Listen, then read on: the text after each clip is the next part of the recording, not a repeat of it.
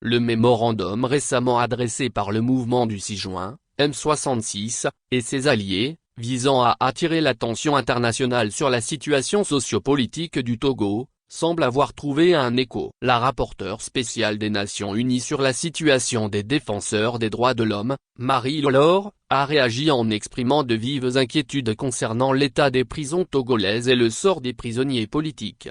J'ai reçu des rapports préoccupants faisant état de prisons surpeuplées et de conditions déplorables, a-t-elle déclaré dans un message publié sur les réseaux sociaux.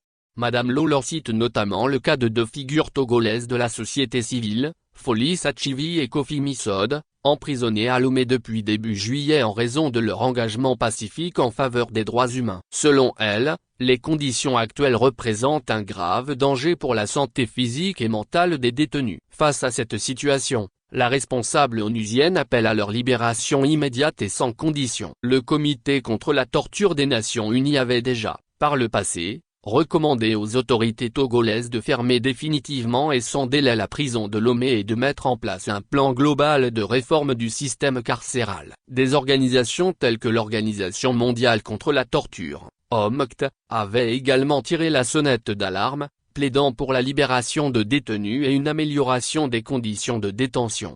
Marie Lolor suit régulièrement la situation des prisonniers politiques au Togo. Elle avait déjà réagi récemment à la grève de la faim entamée par Abdelaziz Goma, détenu depuis 2018, dénonçant les conditions de détention et les violations des droits humains dans le pays.